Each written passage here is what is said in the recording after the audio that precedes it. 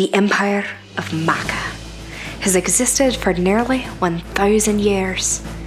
Founded and ruled by Ava the Main, the immortal empress, it quickly expanded its borders thanks to the overwhelming power of its mages and the shrewd politics of its nobles.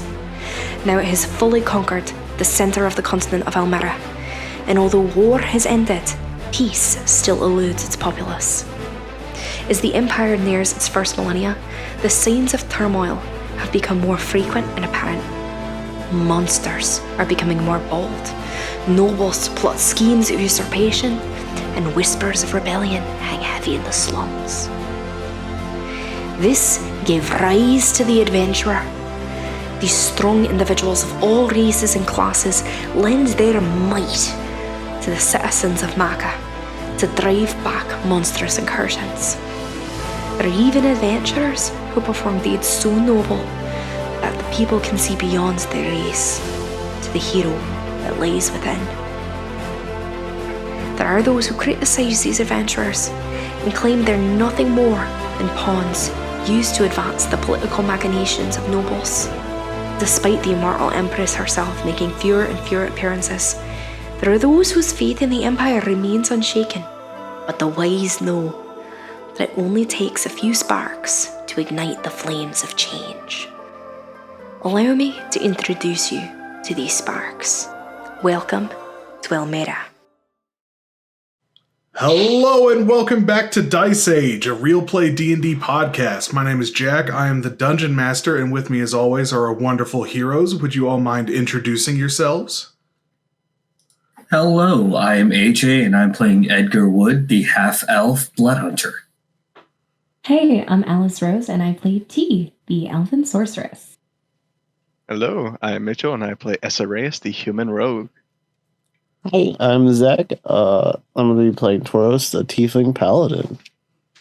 Hello, I'm Trey, and I will be playing Oberon Perseus Maximus Germanius Cornelius Alexander Claudius II, your drow fighter. All right, and so for today's episode, did anyone have, before we get into things, has anyone, been listening to any interesting shows or things they want to talk about? Yeah, so I was going to bring this up. I was writing a recap when I heard This Elmera Life, Mako Public Radio, Fall Barkar, he's got that other channel. He did the first thing we did for the show. Right. Remember that? Apparently he was doing an episode on adventures, until This Elmera Life, the effects of adventures on people. I didn't listen to it, but apparently we're a part of it. I think we're the last story, so I think maybe I'll just scroll my way through the episode until we get to our part, if we want to do that for the recap. Oh yeah, no, that sounds good. Let's do that. Let's see how far I could get. Okay, this seems right. Okay.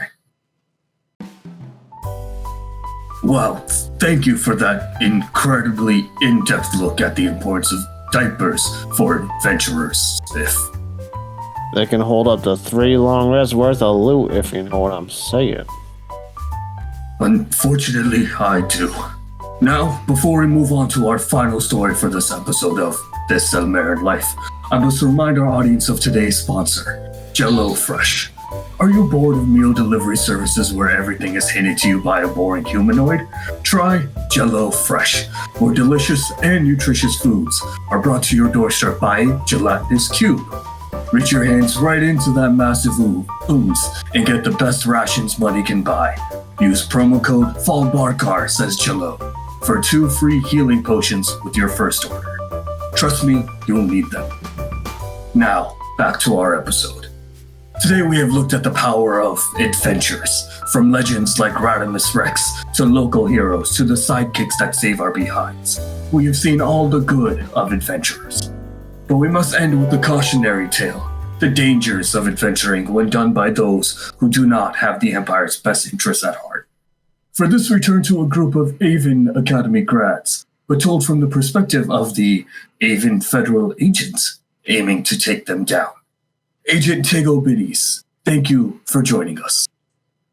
Thanks for having me, Car. Now, you have been following this group ever since our first recap Elmera episode this season, yes? Yes, I have, and I must say, they've been nothing but bad news. Recently, they returned to Aben after their mission to Cashel for Lady Ward, and have been brewing up some trouble. First, there was a conversation between Oberon and his academy friend Alita. Sweet girl, very nice, and hates non-elves just the right amount. She offered Oberon the chance to join her adventuring group, even told him that their next mission was to Ella Creek, where there are Asori rumors. Oh my, and did he immediately take up arms to fight the terrible monsters? No! The boy went to Edgar and told him what he learned. Those two spoke of options and whether to investigate, but have not made a final decision. That doesn't sound too terrible, Agent Obides. Oh, don't worry. We'll get there. Next was T's birthday party at a local restaurant, the Gilded Lily, where the party sought to get the Professor Mara together with Edgar's mom, Sierra. Friends and family joined for a night of dancing, fun, and celebration. Until Oberon's father entered. Immediately the mood soured and only got more tense when Oberon and his sister Annie joined their father for dinner and left the party. Apologies, Ancient Obides. I must say that you're incredibly boring in your delivery. Do you not have a shtick or a gag? Something goofy yet possibly endearing, like Spiff? No. Soon after the party, T remembered the letter from Lord Rockford to Lord Richmond, which she read and learned that Rockford also offered that Richmond spend more time with his daughter, Eileen. I'm sorry, but isn't that T's mother? Yes. You. So, T went around the group asking each for aid. She started with Oberon, who after some powerful convincing agreed to help. He came up with a plan. If they can find enough damning evidence, they can take Richmond to the highest court and make sure he never hurts T or any other woman again. To do so, they will need the help of someone like Lady Chloe Ward. All agreed to help in this plan, including Essa, despite the distrust between him and T. Agent Obides, you promised a tantalizing tale of treachery and villainy. This is all kind of okay. You're right, Fallbarkar. But that's because the true villains are actually the ones called Ice Age. I'm sorry, Dice what? I didn't come on your show to talk about adventuring, idiot. I came with a warning. Jack, AJ, Alice, Mitchell, Trey, Zach. I know you're all listening. You have been harassing and hurting innocent people for far too long with your silly little actual play D&D show. First the journalist on Elmera Entertainment Tonight, then the slam poet intern, then associating with the criminal cool kobolds. But worst of all, you and those kobolds killed Agent Stimpy, who was my third cousin twice removed on my mother's side. So watch out, because Special Agent Tiggo Biddies is coming for you. Thank you for having me, Fallbarkar. Well, this has been a terrible episode of This Elmeran Life. I, Fallbarkar the Destroyer, would like to apologize to the audience and to Jello Fresh, who are now providing a flea gelatinous cucumber with every order. Thank you very much. Goodbye, Elmera. So, AJ, when you told us that, like, hey, don't worry about it, these meta recaps aren't going to see any real serious consequences, how How like certain are you of that?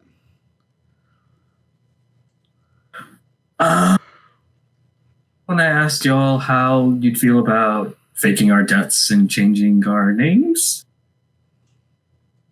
I'm not gonna lie, AJ. Tigo Biddies was my backup name, so now I just found out that's stolen. Sorry. AJ, lie to me.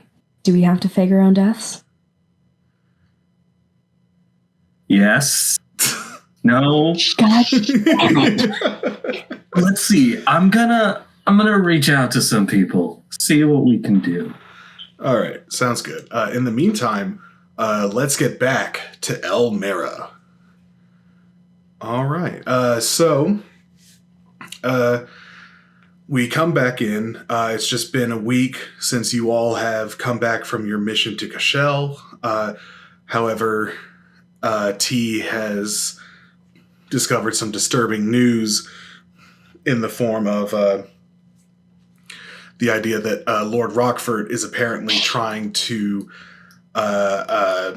push off his daughter onto Lord Richmond, or at least was attempting to do so before T was able to intercept that letter. And now T has come to ask you all for help in dealing with Lord Richmond so that he will not be able to harm her family or anyone else again. It's that same day. It was only sometime in the afternoon when T went around to talk to everyone.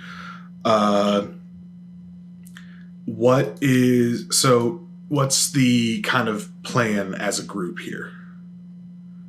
I know Oberon wanted to do some research into potential like court precedents and like historical precedents and stuff like that, and also potentially a trial by combat situation. I remember. Mm-hmm.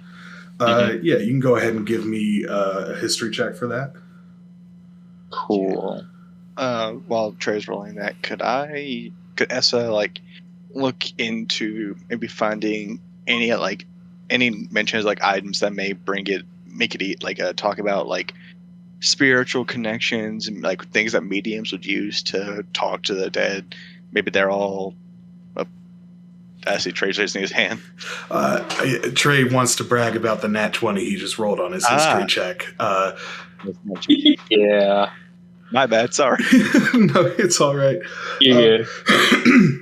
But Mitchell, as far as the idea of Essa finding like a medium catalyst or something like that to try to strengthen his connection to the spirits of Richmond's wives, I would say you can give me either an investigation or a religion check to see like looking around the city, finding shadier corners, like areas that might have information pointing you in the right direction. That's the same thing. Investigation. That's 6. Damn it. 6 is not going to get you much. There's plenty of people who claim to be mediums. Like there's this one woman named Esmeralda is what she calls herself. But she seems like she's more concerned about getting money for cigarettes than actually channeling spirits. So unfortunately you are not able to find anything like that. Now Oberon, with that nat 20 history check, so you do know trial by combat is not something that really happens in the Empire. It's very, very rarely has there been a sort of trial by combat situation, but it's only ever been in the form, like the closest thing is like there are duels for over honor and like grievances between nobility and stuff like that. Mm-hmm. But with the level of charges you would be bringing up against Richmond in this case, it's not something that could just be settled by a duel. It is something that would have to be overseen by a court. Before you continue on that, does it sound like the duel could be used as like an opening to that, if that makes sense? Like a way to get them to like crack the door open in a sense. You could if you wanted, like you could challenge Richmond to a duel over, say. But the thing is that the person who is able to call the duel has to have been aggrieved by the other party in some way. Mm-hmm. In your case, so like T would have cause to call for a duel, but T is a commoner. A commoner calling for a duel against a noble, that's not something that gets... Like, if it's another noble challenging a noble to a duel, there's a sort of expectation that they have to address that. Even if they do decline it, they have to at least acknowledge that the challenge was made. If it's a commoner, it doesn't have any impact. Now, we also know that technically T is not a commoner, but I think that's information that the group doesn't really want public. Mm-hmm. True. Now, I will say with a nat 20 in your history check, you know that there have been instances where a noble has challenged a duel on the behalf of a significant other of theirs who was slighted by another noble. Mm-hmm. However, that would, for you to be able to take that route, so you could challenge Richmond to a duel and Richmond would have to acknowledge that challenge. But in order to do that, you would have to publicly announce that you are courting T, and I don't know that your family would be especially happy for you to do that. I don't know what you're talking about. I think a prostitute would make a great noble lady. Especially the idea of an esteemed family member of a member of the esteemed Claudius family fighting a duel over a prostitute commoner with an upstart new money noble like Richmond. Holy shit, he has new money? This is right off the He's bat. Richmond, Zach, not Ormond. That's so true. So, I mean, there's potential there. A duel, like, you would be able to force him to acknowledge a challenge of a duel against you, but you would need to find a legitimate grievance to challenge him against you to challenge him to a duel. Aside from that, you read up more about the Ozlock scandal, which is like the most prominent case of a noble having their titles and nobility stripped of them in a court proceeding, as opposed to just dying and their stuff being inherited away.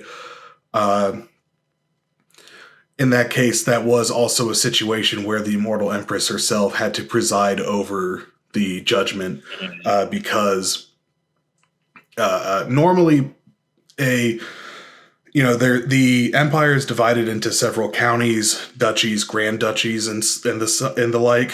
And normally the people who preside over a court would be one of the higher ranking noble of whatever region it is. But in the case of Richmond is a count of the capital Grand Duchy, and as such, his immediate liege is the Empress herself. So she would have to be the one overseeing it. Gotcha. So that's what you get from that nat 20. I will say that for today, you're unable to find anything like a medium catalyst. You could try again tomorrow, but as far as today, you haven't found anything. Gotcha. Was there anything else someone else wanted to do to help with this investigation and stuff? If Essa lets the group know, Edgar would be totally down to help find some spooky ghost shit. All right, he would. Yeah, so I would say like he would let y'all know, and he would also probably now let you know about the time limit that he's got. Okay. Yeah, so let's have it. So where do you guys want to, as a group, meet up to try to strategize? Probably Madame Chevra's is probably They've the always been safest stable at place. Shepherd's. Mhm. It's also probably the least suspicious place, honestly. I think. I guess like a nice corner booth. you Yeah. know? So But there's the cleanest one. Yes. yeah, Yes. It's clean. It's private. It's great. No, I said cleanest, not clean. Cleanest. Well, to be fair, Madame Chevra Fine. keeps the lower floor keeps her very shit on nice. It's very well put together. It's upstairs. You got to worry about. It's upstairs. Prestidigitation is a hell of a spell. Oh yeah. I was gonna say, does that get that out of it, or like? I mean, it doesn't. Yeah. It's Listen, amazing. if black lights gets it out. existed, it wouldn't really be much help. But thankfully, that It hasn't get- been invented yet. Dee's got Yeah. prestidigitation. You notice something, she'll just clean it up. Hmm. I thought you were going somewhere completely different with that. I thought you were going to be like, yeah, you notice T's hair always looks great. Uh I mean, that's also true. huh. Prior to us meeting up, one thing Edgar would have done after the conversation with Oberon was have a chat with his mom. Okay. Yeah. So this was the. Oh, right. Yes. Sorry. About the Asori Ella situation Mhm. in Ella Creek. Okay. Yeah. So we'll say, mom comes home from work. You give her some time to settle in, and you approach her. Hey, Mom, I heard something from another group of adventurers that I needed to ask you about. Yeah. What's up? Do you know, and I'm going to grab a map, I'm going to point near the Ella Creek area. Do you know if there's been any connection to the Asori over here? She looks a little confused and just says, I'm as far as like historically, I mean, the Asori were, all over. So there wasn't like, I can't think of any major cultural significance to that area. Why do you ask? There's another group that's apparently going there in the next couple of weeks because of rumors of Asori. Now, what I need to say with that too is that's the area where I had my moment. So it could be that someone got a glimpse of that, but I just need to make sure there's not a chance it's actually our people. She, like, concern evident on her face, but like she says, but you're sure that the only people who saw you transform were your group and the people, the goblins that were in there, right? Yeah, and Mara was there as well. And you trust that she wouldn't tell anyone about that? She's putting a lot on the line for what she did with Seamus, and the work she's doing seems to be trying to help people who are considered monsters. Okay. She told me she didn't tell anyone else, including the people that she works for. All right. Well, in that case, it could be. So, as you know, most of the Asori were wiped out, but obviously not all of us. There are different groups that have been able to survive since the most recent attacks against us, and they have managed to be very nomadic. That's what my family was a part of before they brought me here. So it's not impossible for there to be one of those nomadic groups in that area. Usually they're very careful about not getting seen, though. If this rumor happened, then either someone slipped up or they're not going to be there for very long.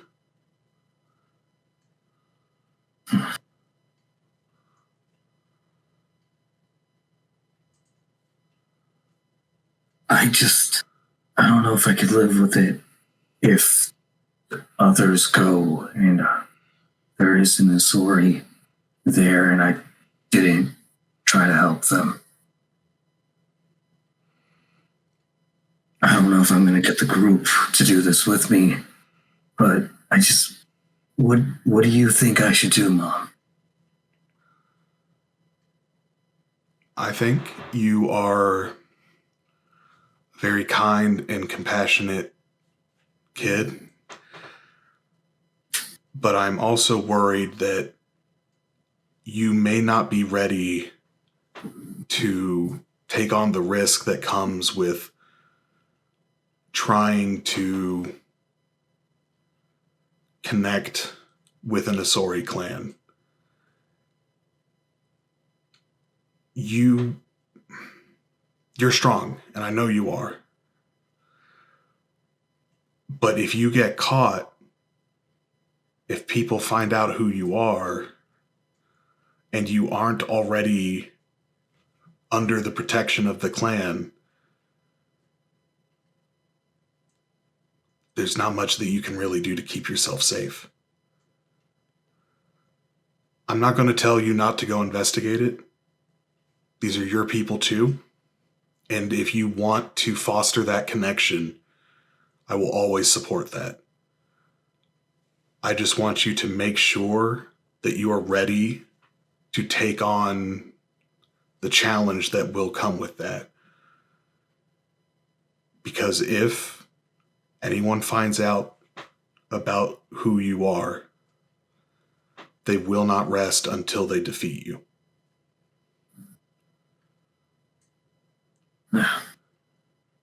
I got really lucky, Mom.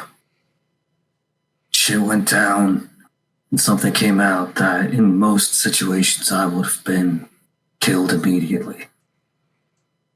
I don't know how I got lucky that the people I was with were willing to be there for me. But if there's a chance that I could do that for someone else like us, to be the one person who'll give them a shot in this empire, I don't know if I could pass that up. I understand.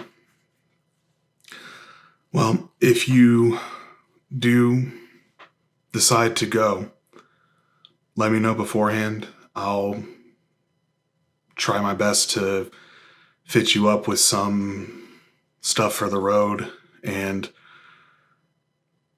I'll do what I can to help prepare you for that.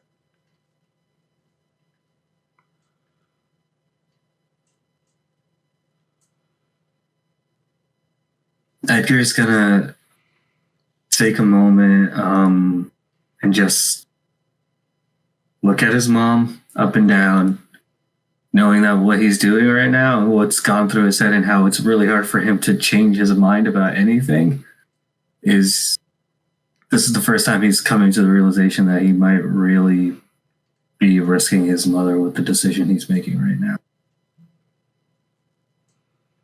I'm really sorry, Mom. You've done really well with teaching me to keep my head down, but I just can't for this.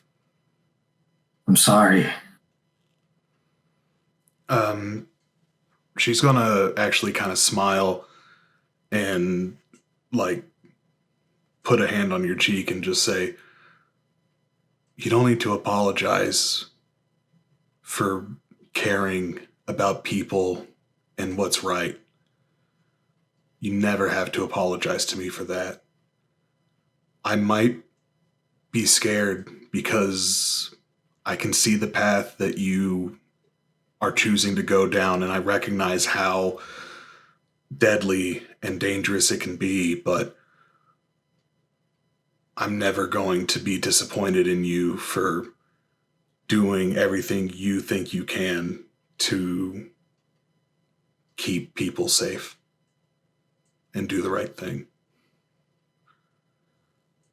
I'm gonna hug my mom. Your mom's gonna hug you back.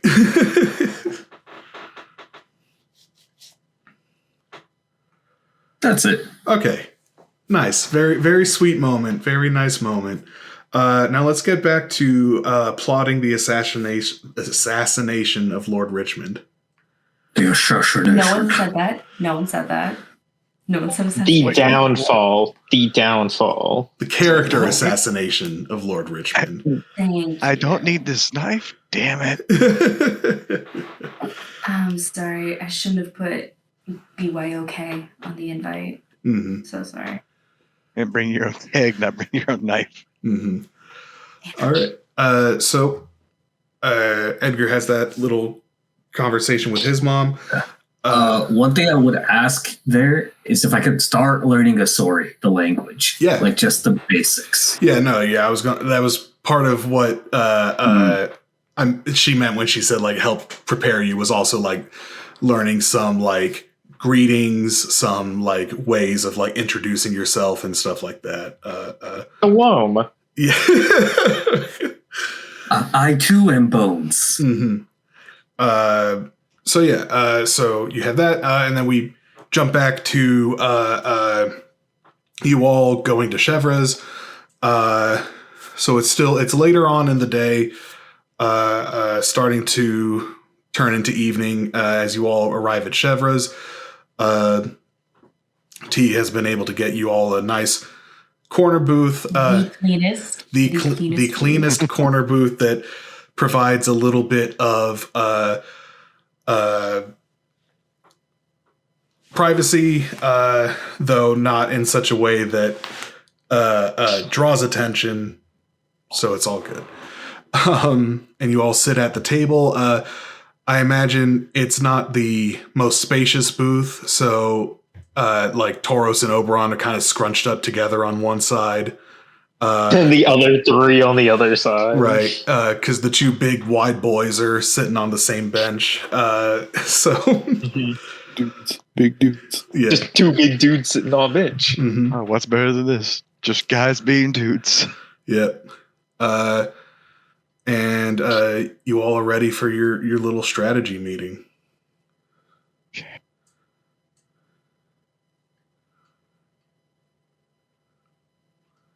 Oh, go ahead, Alice.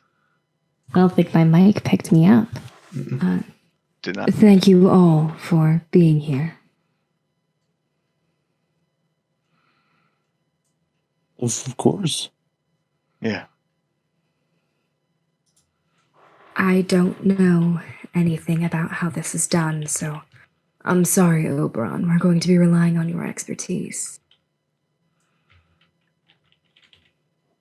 It's really only one way that this can be on about. There are a couple ways in which it can happen that would not end well for parties, but end bad for Richmond as well. I'll start with the cleanest solution. Somehow get enough evidence on him to formally take him to court with connections high enough to get a high enough official that can influence somebody of his stature.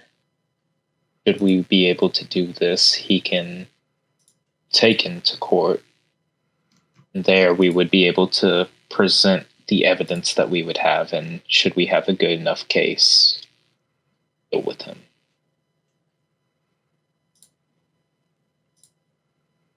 And the less clean method?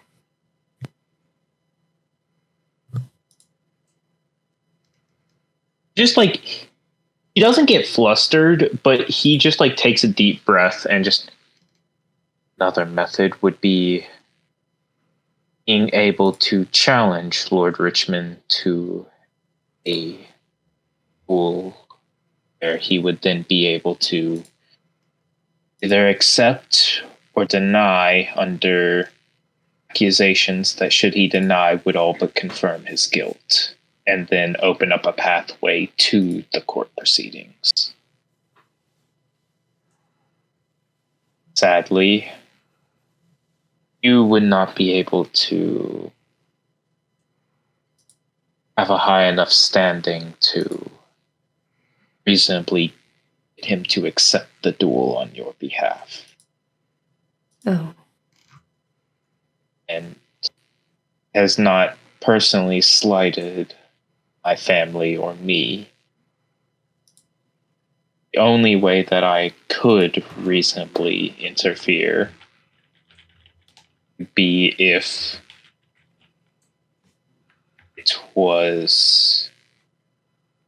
I were to be your significant other in this type of circumstance. Oh. I see. I wouldn't ask you to do that for me. Thank you, though. Messy, I see how you mean. What if we were potentially able to get T to get a certain last name that we know she has a right to? That would be better, but It's the Rockford form. Yes, there's that, and then there's also just the fact that there would have to be legal proceedings about the illegitimacy, I should say, would dampen her claim that I don't doubt Richmond would use for a second to deny under that. She would have a better standing and maybe be able to bring the issue up, but not press the issue. Well, I spoke to T, and I think I have a way to get us proof. As I've mentioned to all of you, I can speak to the dead wives of Lord Richmond. The only issue now is either getting people to believe us about them or having them show up and speak themselves. I'm not someone who can channel spirits. I just can hear them. But if I find some kind of catalyst or anchor to be able to focus on, I might be able to. I've looked into some web. I haven't found anything yet. Give me Essa, but I don't. Just real quick, Edgar at this moment's going to remember that Essa's relationship with Lord Richmond. For the first time, he's going to look at Oberon and give that battle tactic look of, we should probably look around. Yeah, he'll nod, but at the same time, he's just going to, that's not a bad place to start. I know it's... The hard part will be confirming that they are who you say they are. Can I make a roll, Jack, as like a paladin of Madeir to see how frowned upon it is as like a necromancy feel of like people summoning and like talking to dead? Can I roll to see how not chill everyone is with that? Yeah. Or not kosher? Yeah, I'd say you could do either an insight or a religion check on that. Sick. It's not very smart, but 19 religion. Okay. Yeah, so you would know that while as far as like channeling spirits is something that's like, there's a difference between channeling a spirit and raising a dead body. which, yeah, like if you're raising corpses to use as like servants or slaves, that's frowned upon. That's considered bad. Channeling spirits is something that's like, you're not really hurting anyone necessarily, but there's a lot of skepticism as to like, okay, they say that they channel spirits, but also they say, I'm the only one who can see them, but trust me, they are telling me this thing. It's not necessarily that they're has never been an example of someone claiming to be able to channel spirits and then saying things that would only be known to that spirit. That's something that has happened. But as far as like cultural acceptance or especially legal acceptance, the concept of like using a medium to provide testimony in a court proceeding is very much just not a thing that happens. It's like, from what you're describing, it's like bringing like fortune teller into court. Like what they say could be right, but at the same time, nobody's going to take it for law what they say. Yeah, the idea that a judge would even allow a medium to testify is already dubious at best. Especially with Essa standing. Yeah. For Jack, us. would Essa know if like Lord Richmond's marriages were public knowledge, like the women he married? Oh, absolutely. They were. No, yeah. There's They were. So, yeah, everyone that- knew that he's been married to several women, and that they've all met untimely ends.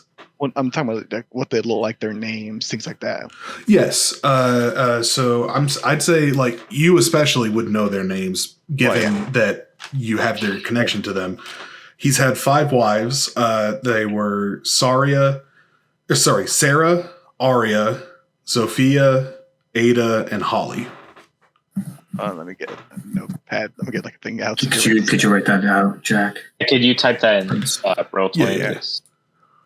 And while reading that, Edgar would like to make a perception check around. Yep.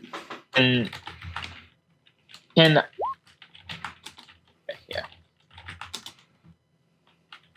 Anyone else who would like to make a perception check, feel free to do so.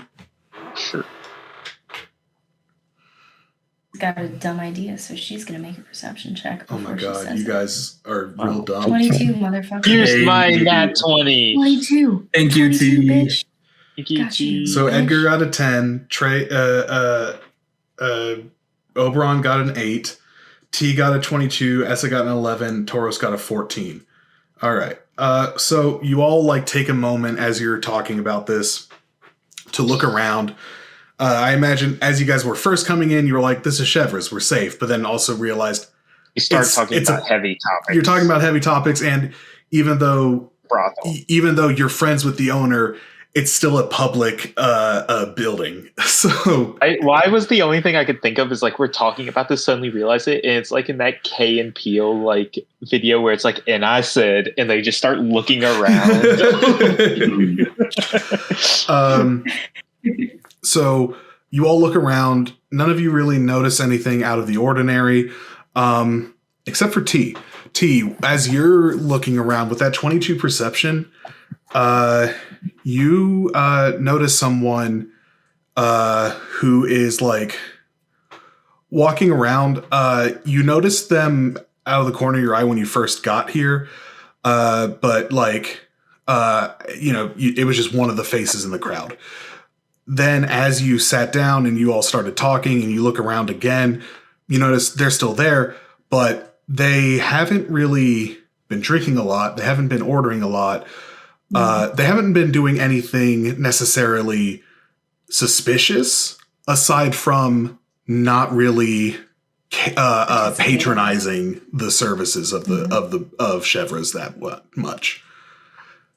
They are a human with sort of a darker complexion, very lithe body, and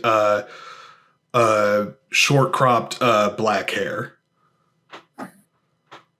I am going to... Wearing more nondescript clothing.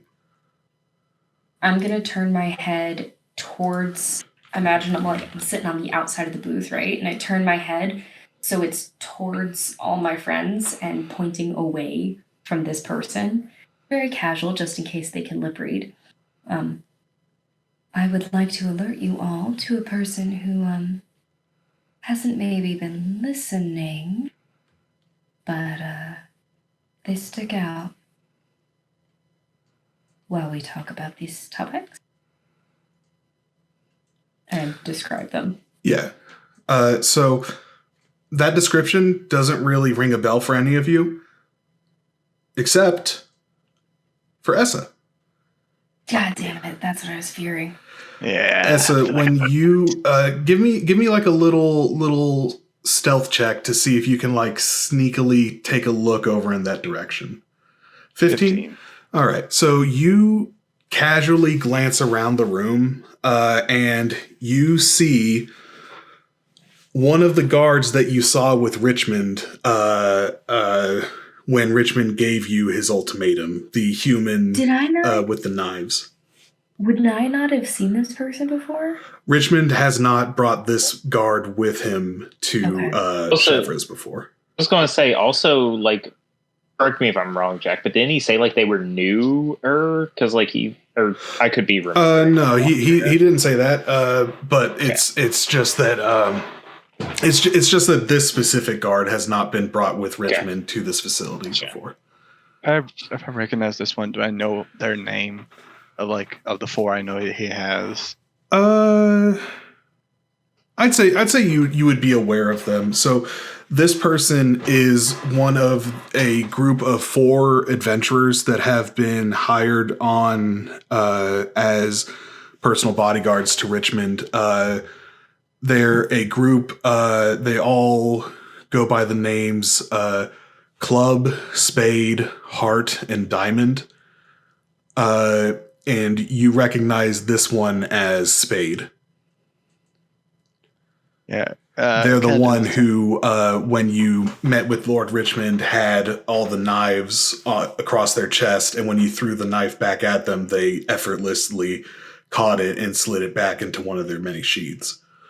Yeah. This is also the one that, as you observe their nails, you see the metal-capped tips of their nails that you know are also laced with poison.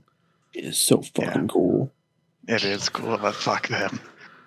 I've Just got these done yesterday. I have no way to get through the head, so I'm just gonna I kind of do the same thing where I kind of turn my face away from them so they can't read my lips, and I just go, and that would be one of Richmond's guards, Spade in particular.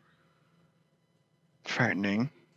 I had a feeling your leash was a little tighter now.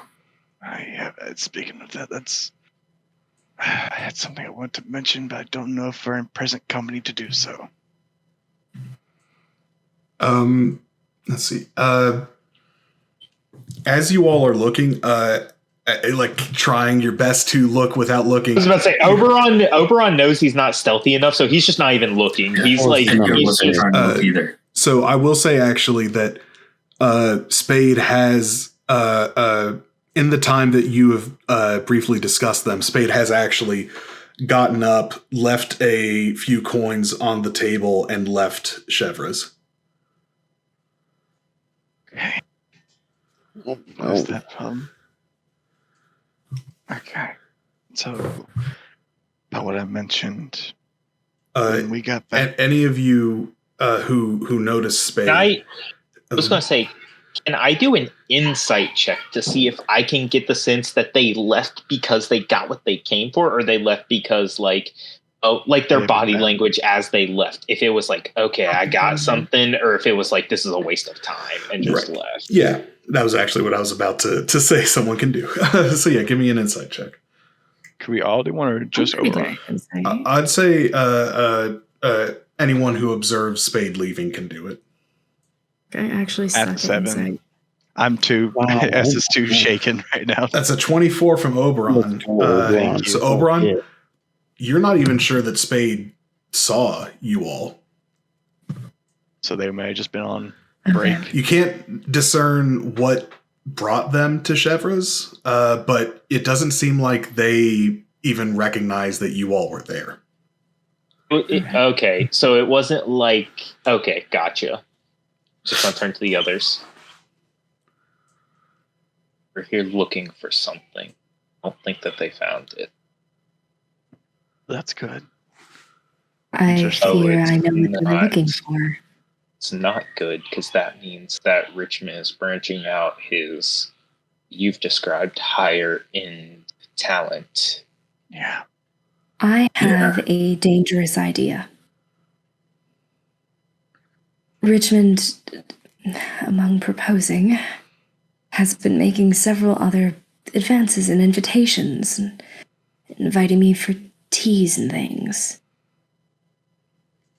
I could say yes to one of those. To find out more.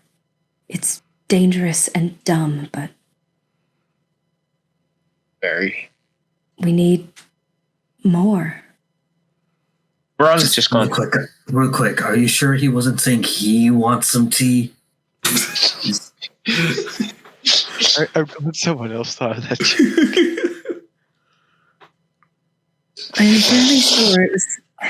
I'm fairly sure it was something to the effect of, we should have tea so you know how to behave when you're my wife. That could go the other way too. Like, either way. Yeah. But as like they're doing this, Oberon's going to turn to Essa. How much do these ghosts communicate with you? Anytime I sleep, I can talk to them. Have you asked them if they know anything about Richmond would help this situation? Yeah, they should know something. Yeah. Anything? Secrets, storehouses, hidden locations, anything? If I'm able to get Richmond to trust me, I could get into his manor and potentially find belongings or things that they tell us about. Let me communicate with the ghost before you do that, T, because I don't know what he would do to you if you walked in that manner. So Essa, I'm going to say, so you frequently have had dreams where the spirits of Richmond's former wives have like shown you the ways that they died, or have given you glimpses of the lives that they lived while being married to Richmond. I'll say if you can give me an insight or a religion check to try to piece some of the memories of those visions together right now so that you don't have to try to directly communicate with them. 9. Fuck, I'm rolling like shit tonight. With a 9, like, you definitely know that there's something there. There's definitely been things they have been trying to communicate to you. It may require some more concentrated, direct communion between you and one of them for you to get more concrete information, though. And we have another problem. Unfortunately, among the stack we have now, when we got back from Cashel, I tried to stay hidden from Lord Richmond. He wanted an update. That's a fool's errand. I know, but he wanted an update on T, and I wasn't going to give it to him. I tried to hide as best I could, but he and his guards found me. And he gave me an ultimatum. I tell something about T, or in 30 days, I am dead. That was 3 days ago now. Dead. A month to do this, or you die. And then I don't know what happens after you. I don't know what happens after that for you. Is there any information that you could not incriminate you to Lord Richmond that would keep Essa alive? Anything he doesn't know? That most other people hate about me. It's what he likes best about me. Anything that would satisfy? He's curious. Just needs something. Can't tell him about my parents. I can't tell him about the crone. There is an option here that could be very risky, but if we get all the other shit set, where we make something incriminating about you to then get him to a place we need him to be to match whatever plan we have. A secret lover, That could work. something else. No. What's wrong with that? This is Trey. This is not Oberon. This is Trey. Trey is... Trey has connected dots, and he does not like where this goes. As it does speak up, and he goes, "I've tried lying to Lord Richmond, but he's quite insightful of tricks, as any noble would be." What if we make it something where you don't necessarily know what the lie is? A two truths and a lie sort of game you've played? Yeah, I just don't know if that would work.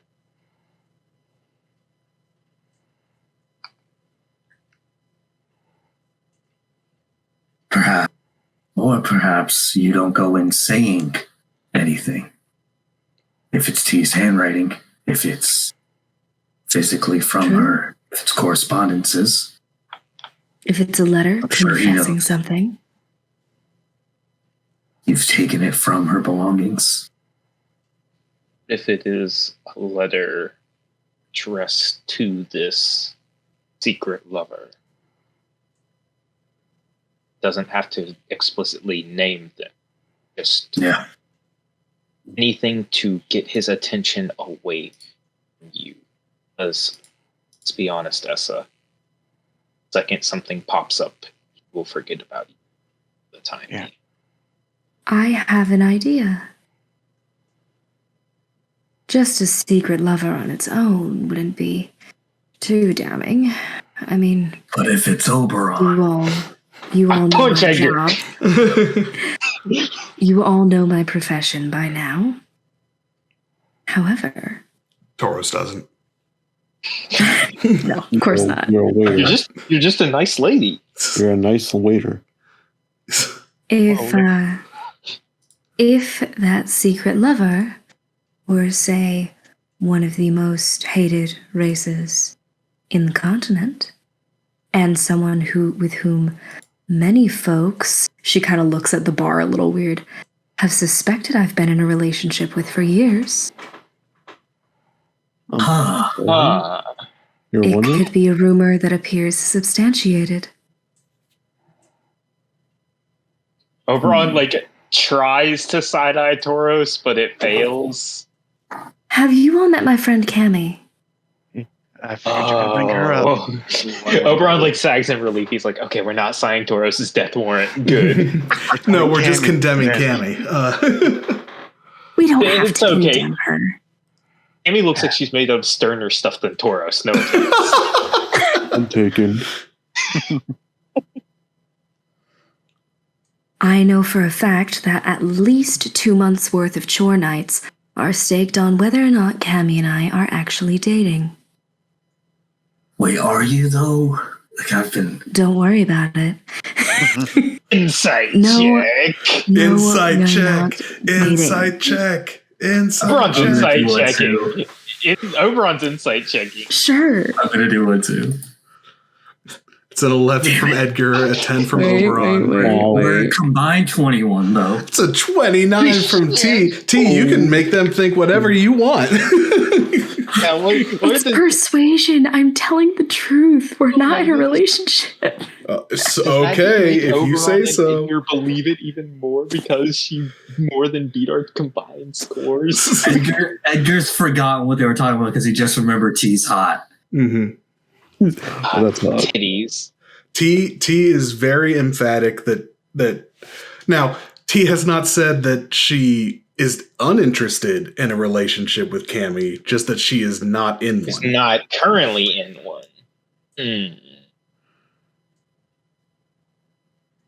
With her permission, of course, we could frame a letter.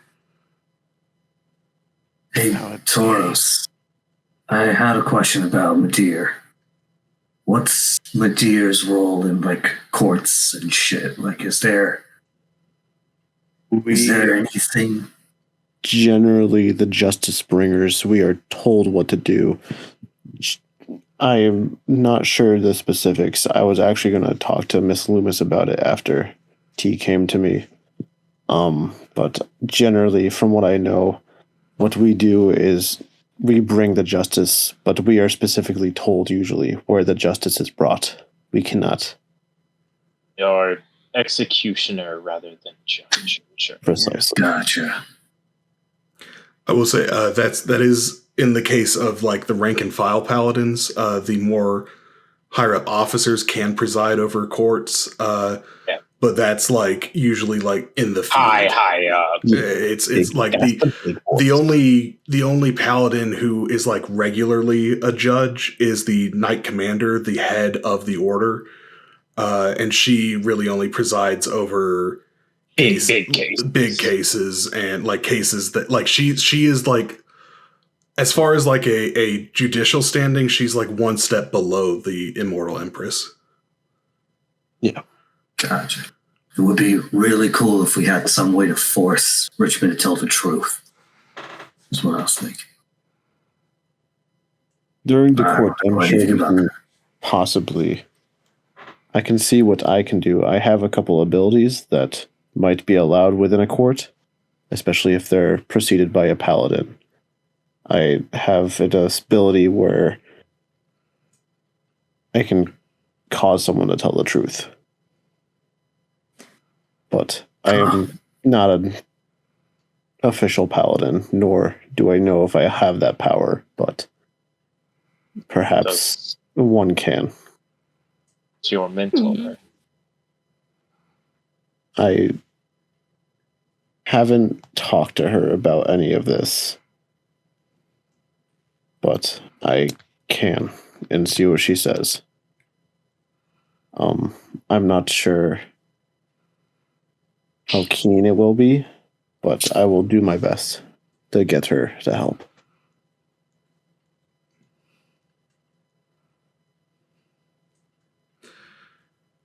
All right. So sounds like we've got a few different options for you all right now. So we have the option of T speaking with Cammy, getting that false letter to buy some time for Essa. Essa also has the option of attempting to directly commune with the spirits to see if they have more solid leads for you all to find evidence against Richmond.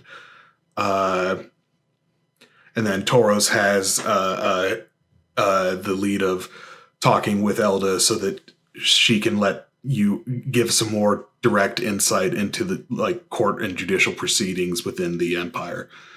I think a question that you all have kind of left hanging, though, is do you involve Lady Ward? That's going to be my next one. Yeah, I think she can help. I think if I were to tell her about what I can do, she might be able to put us in a direction to get something that can, at least for my sake, be able to pull these ghosts out to confirm everything. I think she'd even be interested in helping. Absolutely taking down someone like Lord Richmond like this. The problem is, would you want to take him down or have him under her heel like she does Rockford? You want to bring him down, she'll probably want to use him as a puppet more than anything. Well, if he's her puppet, then if he steps out of line, she can cut the strings. We will need to talk to her, but from how both of you have described Richmond, he is a dangerous guy. Very. I don't know if you want that as a puppet. Monster is what he is. But that's up to her. Doesn't seem very controllable, but I think it's worth bringing to her. She knows everything about me already. Oh no, she seems like the person who would think she could control. Maybe we could get. She'd at least be able to get in front of a court. She would also, if she has him on a string, be able to prevent him from seeking after you anymore. She could threaten against it. She would not have total certainty. And he'd know it was me. I'd say he'd know it was one of us anyway, looking at Essa. Only way that I would say that this would even be a good idea is if you could confirm him being out of the picture. Yeah. I agree. Same. We need to make that a part of the deal. How long has this been going on since the first wife? Do we know? Looking back at my at my like history of everything, or like my like noble like circle of rumors, would I know like how long he's so been like doing this has been going on close to 25 years, something like that. So if he has had 5 wives, a new wife every 5 years. Or some wives last longer than others. Some wives last longer than others. It's not 5 years on the dot. Murder, that'd be especially. That'd be. It's already suspicious enough to have 5 wives that have all tragically died. It would be even more if it was. Oh, they just so happened to die within 5 years of each other. Interesting. There's no record of kids, is there? Oberon, you can give me a history check to see if you remember him. I would know, heirs. right? I would know, right? Maybe. Also, I think if anyone, Essa might, if it's been brought up by any of the. Would any of the spirits have mentioned any kids? Oh yeah. The spirits have not mentioned children to you. Oberon with an 18, you know that there is no official heir to Richmond. But that might be as bad. whether or What not. kind of check? Whether or not Richmond has any bastards is not something you are privy to. That's just something that's like, there's always noble society. He's a noble. There's always a possibility that there's a bastard somewhere. But the possibility What is also kind of check that do you want me to roll? For you, I would give me it would have to be an insight check from you, T. And that one, listen, T, he mentioned like at some point kids came up, and T's mind It wasn't in that context. T's mind just shut off, and T's like, I don't. He was talking about how much he hated children. T was just like, children? He was making like some scuzzy remark about how like they should have children. She was like, "Oh no, trauma wall blocking this out." It's worse than a sorcerer. No, yeah. So as far as you all know, there is no there's no public record of a legitimate heir. Where as far as if there's an illegitimate heir, that's something you would have to try to figure out. But be something to ask the ghost. Could be something to ask one of the spirits. Also, Essa, you do know that Ward has been plotting against Richmond for a while. After she, hired you on to be a double agent for her, she told you that she's been wanting to take him down, so she might know if there is any illegitimate heirs involved in that as well. Cool. Yeah. I can ask Ward. She probably, if anyone has any blackmail, well, maybe not blackmail, but knowledge on Richmond's secret affairs, Ward might be a good bet. And that's the spirits as well. I think that idea. Feel free to tell me that this is insane and stupid like everything we're doing. What if I go to Ward and offer myself as a resource to her? It's insane and stupid. I'd also, Thank you. I'm not sure if I like that. Is the equivalent. Tell her my position in this, and in exchange for information. I feel like No.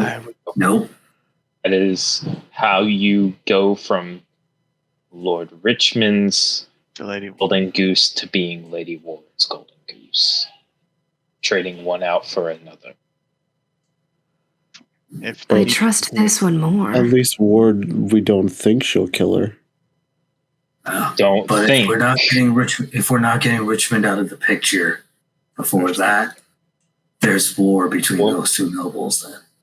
Ward needs to be something that we have a concrete plan, if anything. We need to be as little in her debt as human possible. Wow, human? Wow. I'm right here. Fucking Christ. Oh, I'm sorry. We need to be as little in her debt as more possible. There you go. He's learning. Essa, I've spent a lot of time looking into the occult. It's kind of a pastime of mine. I would love to help. Very hot topic for me. Yeah, I can't go back to the whole group with my old friends, but from my old friend group that I'm sure you all remember, I kind of separated from. Saul in that group was really into this shit as well. Out of all of them, he's the one that I think I can actually get to talk to me still. And he might have some leads into mediums or spirit whisperers. Yeah, that'd be good. Yeah, that'd be a good place to start. I have had no luck on my own. I've asked her out. I met this one really fucking sketchy woman. Fucking, I honestly, it's oh my, it's so fucking weird, guys out there.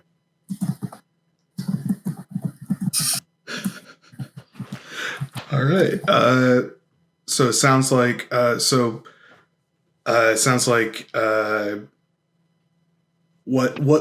does it sound like the next step is going to be for the group then? Next for us and feel free, but from what it sounds like tonight, we just go and we gather all the eggs that we have. Essa with his ghost, Tauros with Elder Loomis, E with Cammy, Edgar maybe looking into some occult stuff. Oberon's going to probably research some more. And then once any of us gets any headway, we can let the others know and converge. Okay. Yeah. All right. If that's not what everybody's thinking, then That's good. That works for me. All right. can I say before we head out, it's like everybody's leaving, Oberon would just like to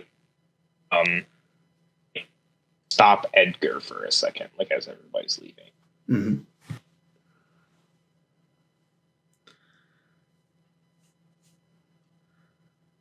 Yeah. No, you're not going to want to hear this.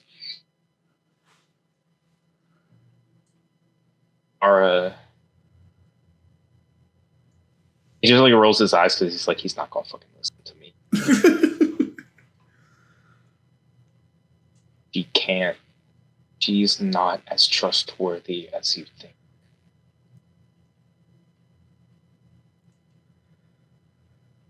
She's a lot closer to Lady Ward than previously thought.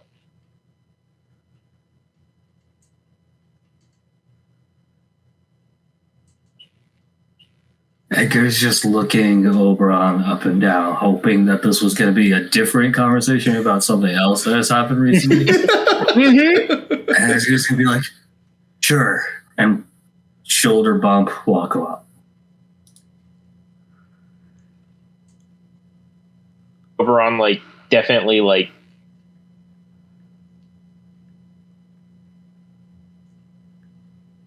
the hands clench at the side. Fucking goobers. Does he press it? Fight, fight, fight, fight. Kiss. Fuck.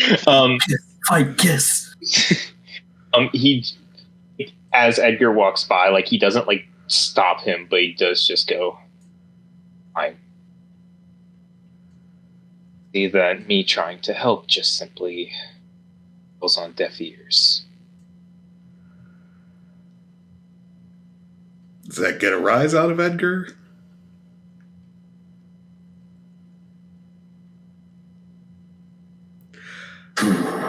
Does recent events make Edgar a little more susceptible? Edge? A little more susceptible to Oberon's provocations? A little bit.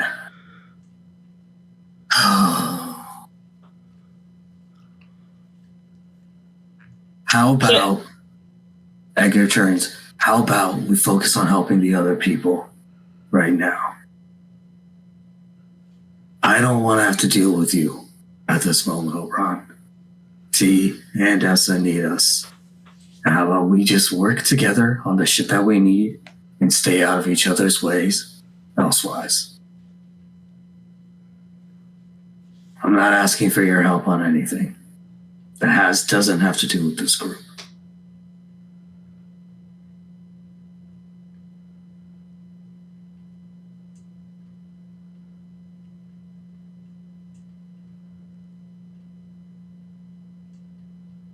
You want more than that? Go back to your family. He's gonna walk away. Oh, dude, holy shit.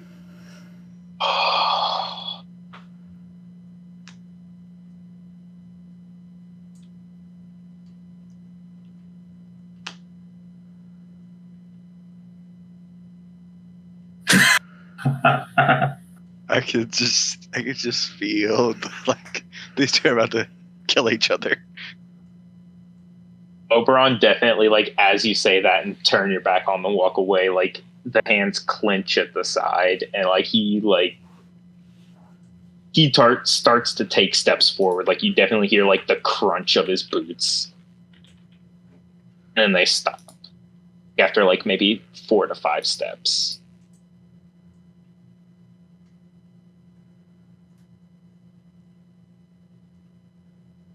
Will do.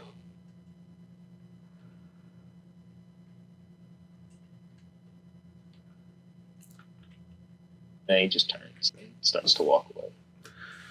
All right. And then they realize they both have to go the same direction. It gets really and then they turn around, then they fight. Mm-hmm. All right. So I'm going to have Edgar, you can do another... Sorry, Essa, you can do another search for like a medium catalyst. I'm going to say that Edgar is able to give you advantage on that for this one. Again, either investigation or religion. 16? Okay, with a 16, I'll say you are able to find a sort of part of the city that does like cater more to the more occult persuasion, and here you are able to find some stores selling things that purportedly are able to enhance the ability of those who are sensitive to spirits and things like that. Most of it is just trash. However, you get to one store. It's just like a street vendor. And it's a gnomish woman, very clearly is just like hawking a bunch of shit that she found, and is coming up with a bunch of stories for it all. Yeah. But as she's like telling you about like this ancient jawbone of a great powerful sorcerer that was once used as a catalyst to summon great evils, you notice on the table there's this sort of at first it just looks like a smooth black stone, but as you look over it, you see there are these inscriptions carved into it. It looks like they may have, there's like little flecks of like what kind of looks like maybe gold leaf that maybe used to inlay all of those inscriptions at some point in the past. Yeah. Something about that stone kind of resonates with you. There's some sort of something about it that it seems like you're the only one who notices it, because everyone else that's around is just looking is enraptured by her big story. But there's something about that stone that to you stands out. Okay. Got ya. With this gnomish woman, how like kind of I'm gonna watch her for a while. What is the general price range she has been giving out as she tells these stories about things she's trying to sell? Oh, she's been talking like a lot of the stuff. Obviously, the longer the story, the more expensive the thing. Like the jawbone, she's trying to get someone to give her 20 gold for it. The stone, you haven't seen her mention at all tonight, so you don't really have a good sense of how much she'll be asking for it. Yeah, so like I imagine like when she puts the jaw down, I'm gonna kind of get her attention and to come over to the stone.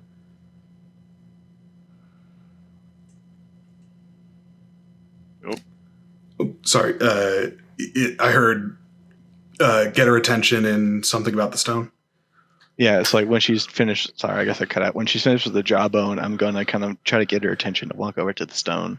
Mm-hmm. Yeah, so you walk over and she says, "Oh yes, dearie, and what might I interest you in?"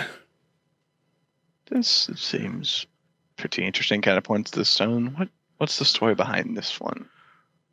She looks at it. Give me a quick insight check. Yeah. I'm probably going to believe her because I have +0 to insight.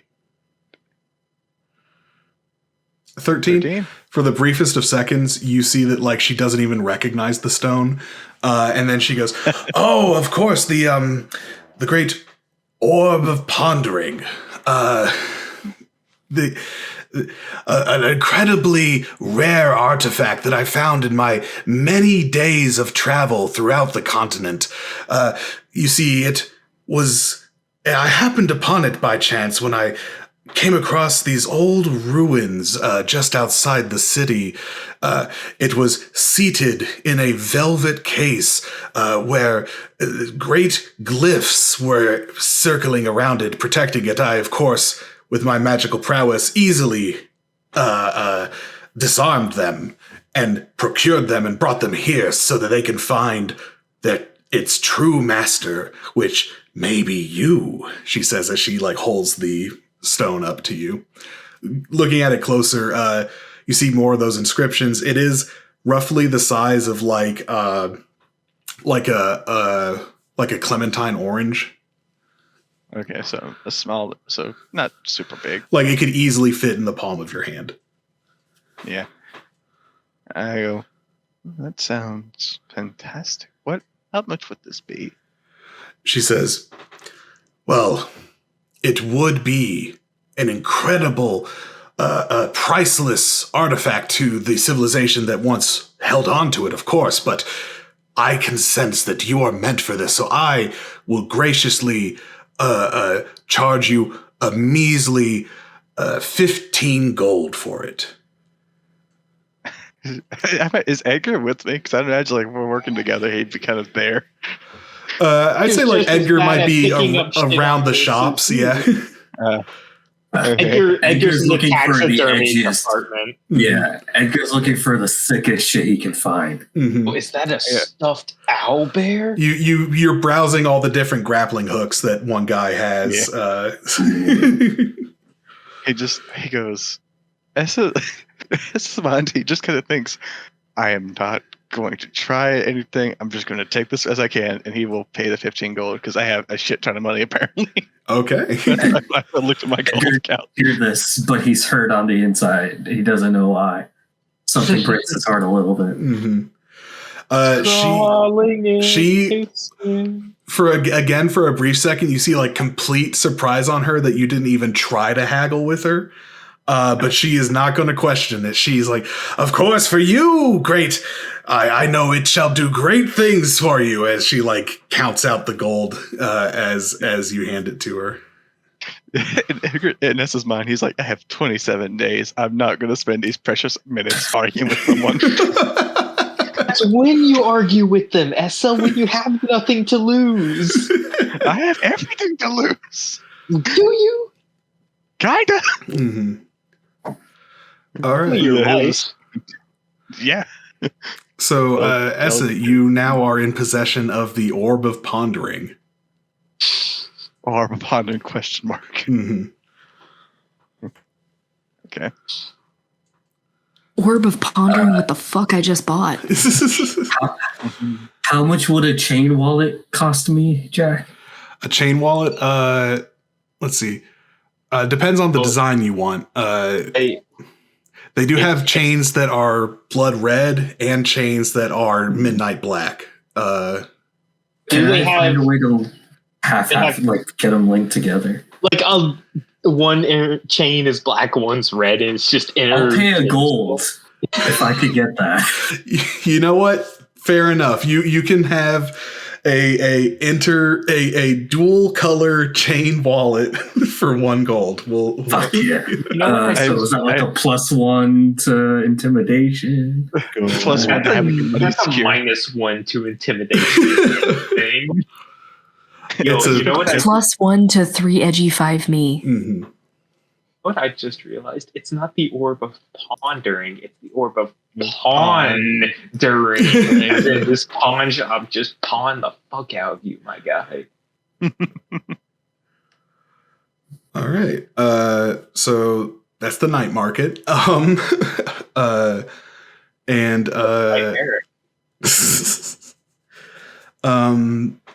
then we'll go back over to the paladin's quarters. Tauros, you come home. Elda's there. Looks like she's been off of her duties for a while and just finished polishing her armor and everything. No, Miss Loomis, I'm back from visiting my friends. Oh well.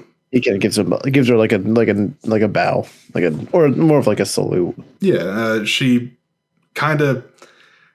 salutes you back, even like she's told you on several occasions you do not need to do that, but it's just easier to go with it at this point. And she says, "Right, how was it? Any surprise guests this time?" Thankfully, no. We just hung out and talked. Well, that's nice. Chevra's that shield. Trained for a little bit. I could use a little. It's been a while, and I could use some steadying of my hands. Yeah, absolutely. She walks with you to the training yard. She asks, "So are we? What do you want to work on? General fitness, combat? What are we doing?" Just basic hand-to-hands like we usually do. I could work on. I just a little out of touch, I guess. All right, yeah. You guys work on your hand-to-hand combat. Give me an athletics check. Got it. He's also like, I'm assuming she's got him pretty, like, she knows him pretty well. She can probably tell he's like trying to work up this talk to her, but like he doesn't know how right now. Mm-hmm. Yeah, no problem. She'll. Oh my god, he is out of shape, baby. Yeah, that's a 1. Oops, sorry. Just SpongeBob filter feeds. All right. Well, she rolled a 16 on her athletics check. So you try your best, but you are out of it. And like the 5th time that she flips you over her shoulder and like has you land with a hard thud on your back on the ground, she walks over, holds out an arm and says, "It's probably best if you just come out and say it instead of waiting for when you're ready. I don't know that you're going to be able to get ready having me lay you out on your ass every time you come at me." He coughs and nods as he like almost struggles to like kind of do the arm clasp to pull himself up. Do you mind if I ask you a weird question? Go for it. What do you know about working in courtrooms with higher officials? As a paladin of Madeir, that is.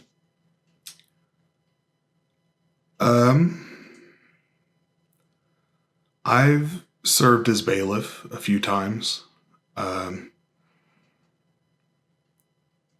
I have overseen some procedures or proceedings. Usually, The as bailiff, I'm the one who casts the Zone of Truth spell over the person testifying whenever they do provide their testimony. Although there's always the possibility that the person that you cast it on is able to resist that. It's just one of those things where it's better to use it in case it does work.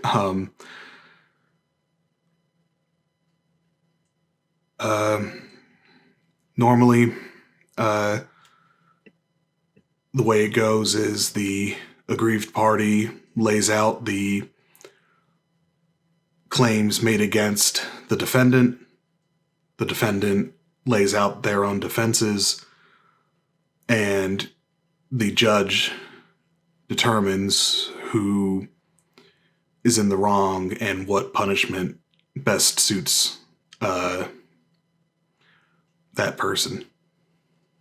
And the judge determines that through, like, evidence that they bring? Through the testimonies of witnesses, through evidence provided by the aggrieved party and their counsel.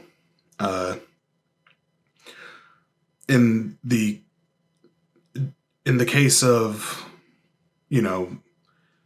criminal situations, that's usually a paladin who provides the evidence of whatever crime.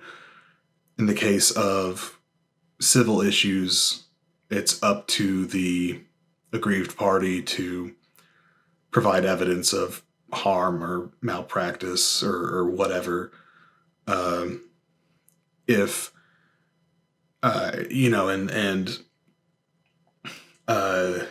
the other side has the chance to attempt to delegitimize whatever evidence is brought against them, however best they can. Yeah. But ultimately, it's the judge who decides whether or not the evidence is admissible.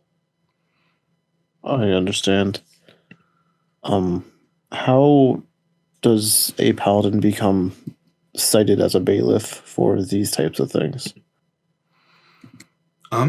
It's just one of the duties that can be assigned. Usually it's done more by need than by,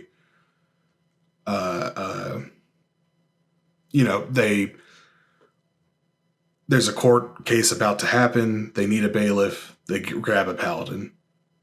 Not so much that as long as you're a fully certified paladin, you can serve as a bailiff. I see. Are you I take it you're not asking this out of pure interest in your future? No, I'm not. I'm looking into it for someone. Not me, I promise. I would hope not you, because she, stops herself. Give me an insight check. You got it. Oh my god. Yeah, so with a 19, you see that she caught herself before she said, "You would never get acquitted." Yeah. And as someone who serves the Order of Madir, you can't say things like implying that the justice of Madir is not as equitable Is racist and true as the justice should be. I understand. I can't disagree with you, Miss Loomis. I do not think I would win. One of my friends is in a very bad spot, Miss Loomis, and I want to help them best I can. Right. Well, are they the one who's going to have a charge brought against them? No, not necessarily. Okay. Well, that's good. It is a little harder to play defense, but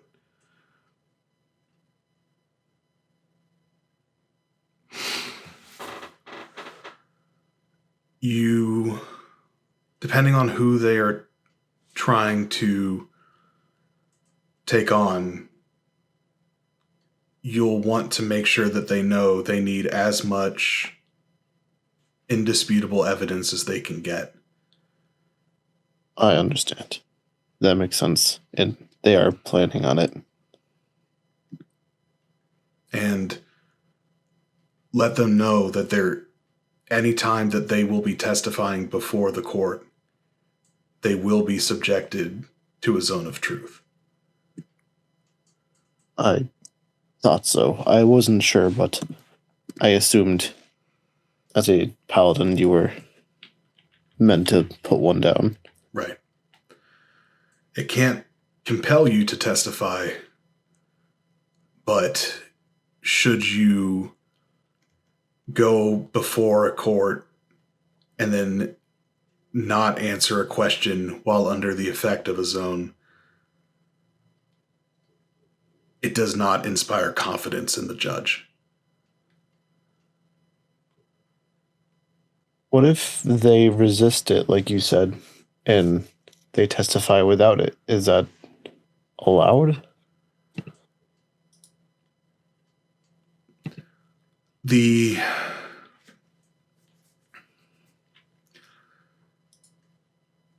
Some people are just naturally able to resist that spell better than others.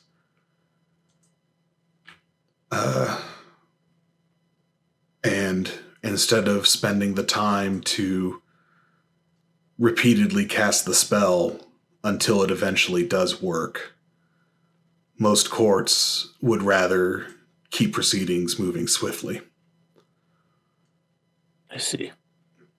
Isn't that a bit unfair? She kind of flinches a bit when you say that. And she says,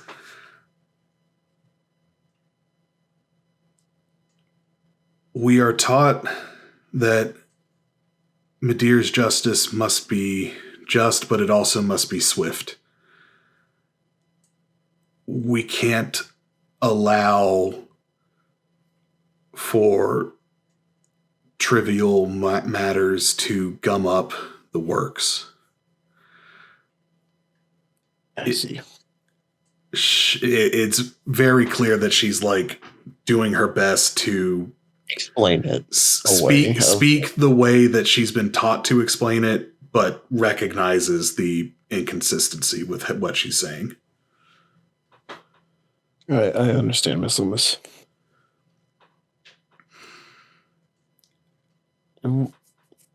If they were going up against someone far out of their class, like a decent amount, what are the chances of them even being able to put up a fight with evidence?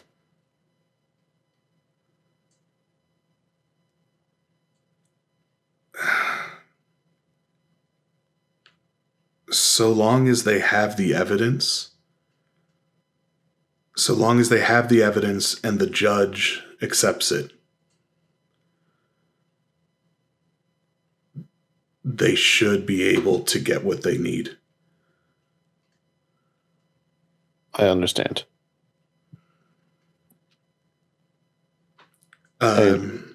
Yeah, you thank her, and she looks just really conflicted, and then claps you on the arm and says, "But do what you can to keep yourself and the people you care about safe. And that's all you can really do."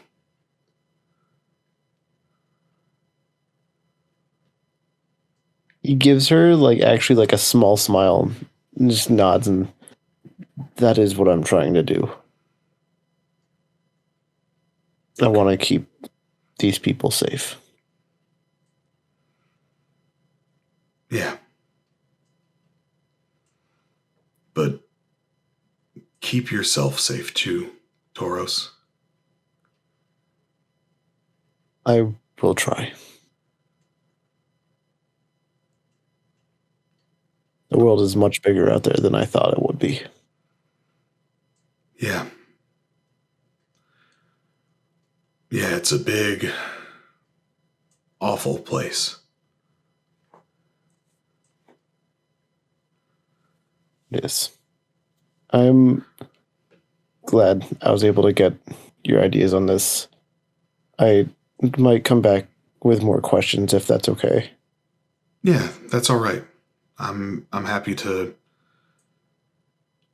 help. Of course.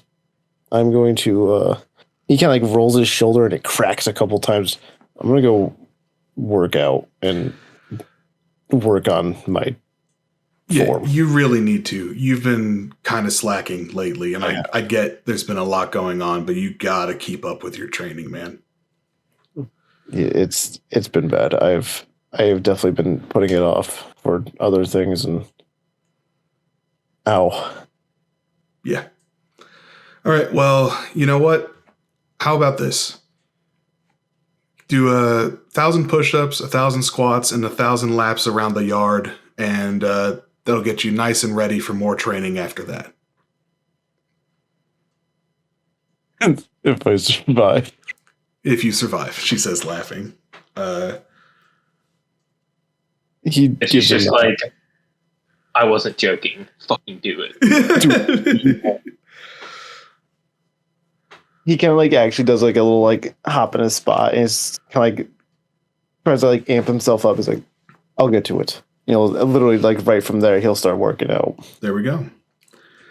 All right. Let's see. Later tonight, does Essa try to use the stone to contact one of the spirits? Yeah. I'll say he would try. Okay. So with this, sorry, go ahead.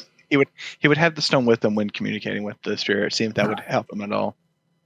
Does he want Edgar there? Yeah, he'll have Edgar with him.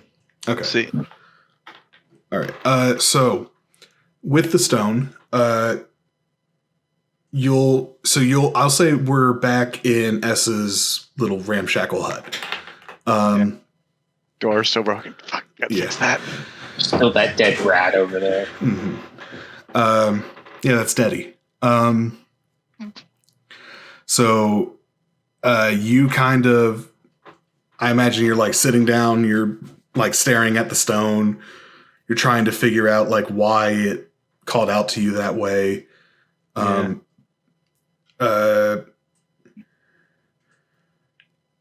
How do you try to initiate this communion with the spirits?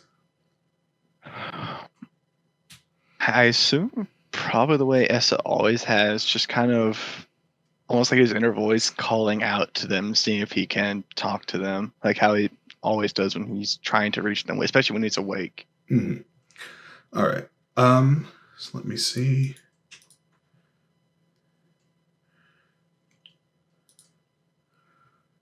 So you try calling out to them. You have this stone with you now. So Essa, as you're like concentrating on the stone, concentrating on trying to commune with the spirits, I'm going to say that you end up attuning with the orb of pondering. Okay.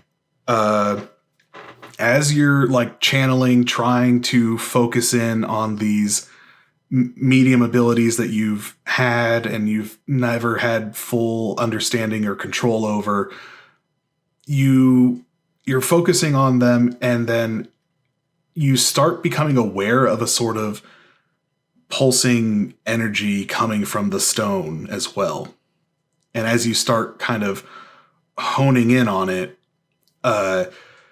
it seems to call out to you in a way.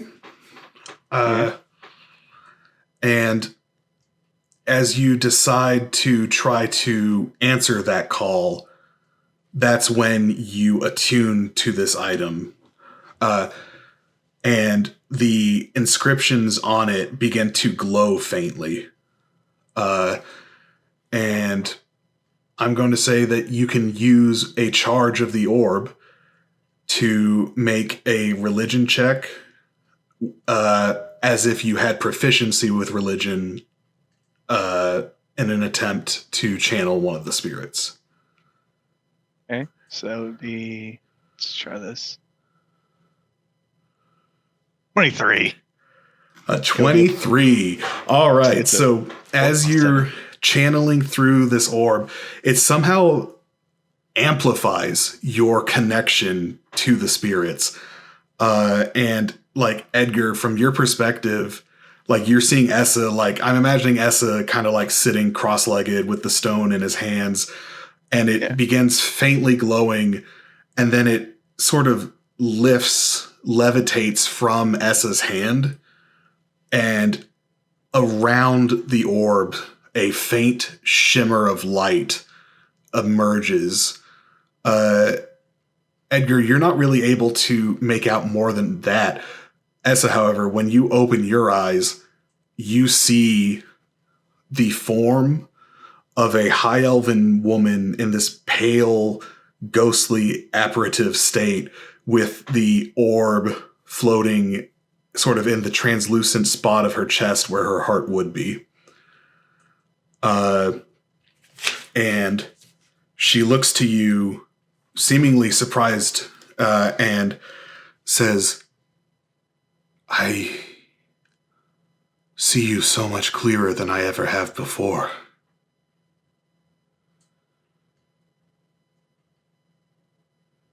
Like, Essa's face, I mentioned to Edgar what Essa's face looks like is just like completely drained of color. It looks like he's just like cold. He just kind of goes, it works.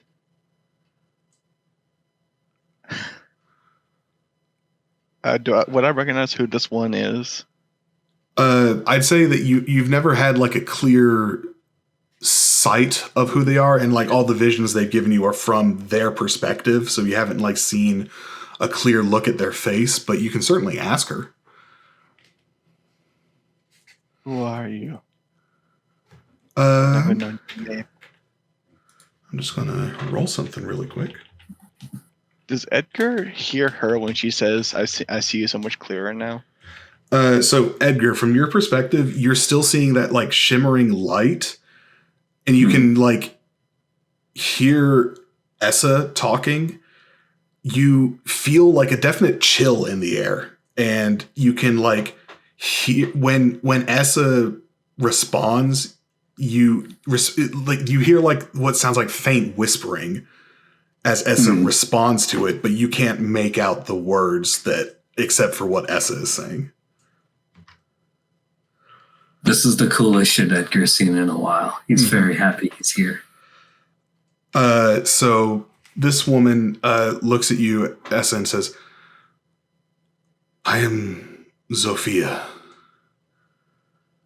the third wife of Lord Richmond.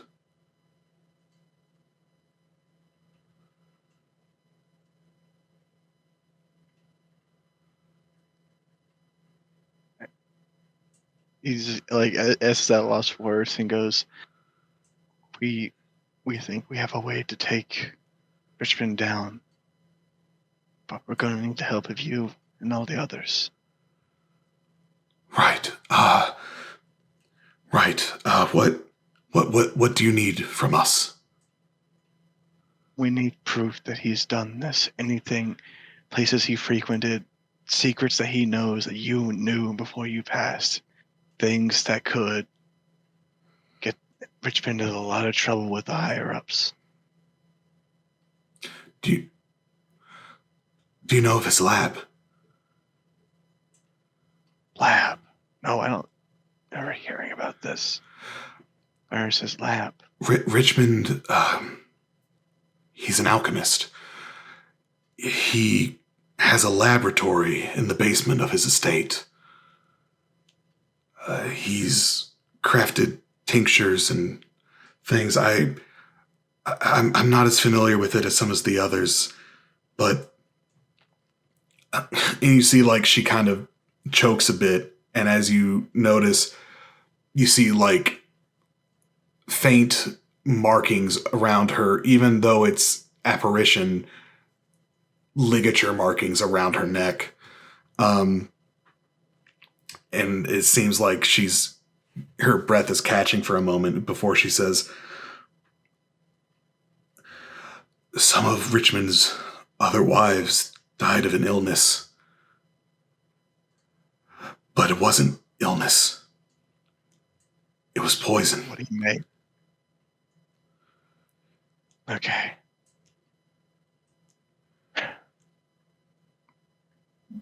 Thank you.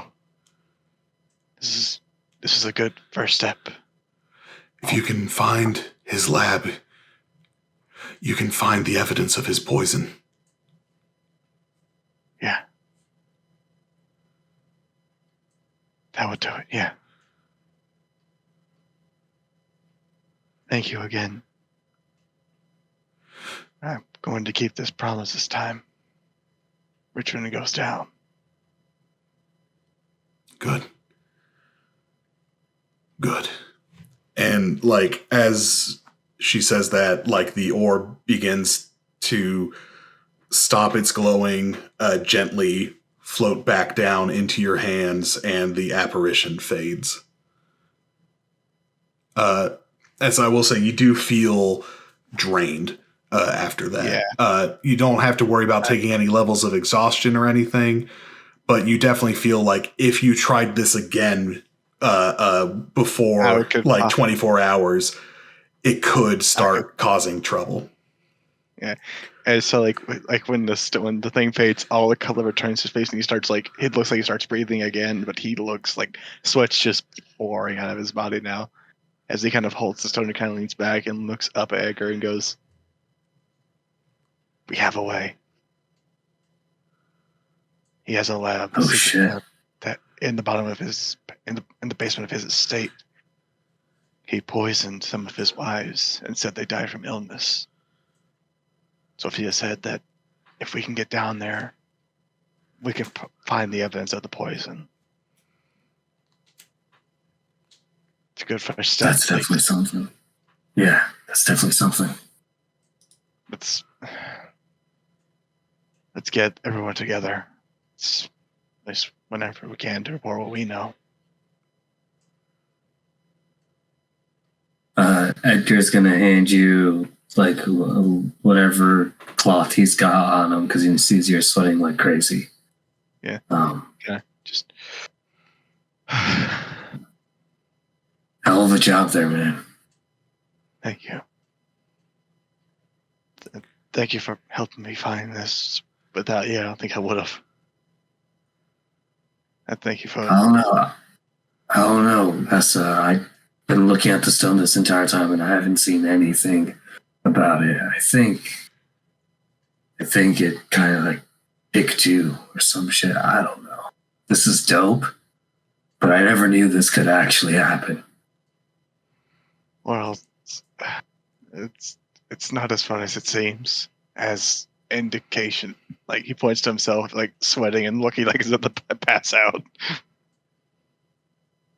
But thank you for helping me and T with this. I know when I revealed everything, you didn't trust me, and you probably still don't to an extent, but I'm on your side with this. I want to bring him down. You've been dealing with the bad guy, and so has T. I'm not going to let him slide for what he's done. I don't think anyone in this group is. Thank you. All right. Well, you've just made a pretty big discovery, and I think we'll be able to capitalize on that next time on Dice Age. Yeah, this is. Old Oh, school I'm too. so happy.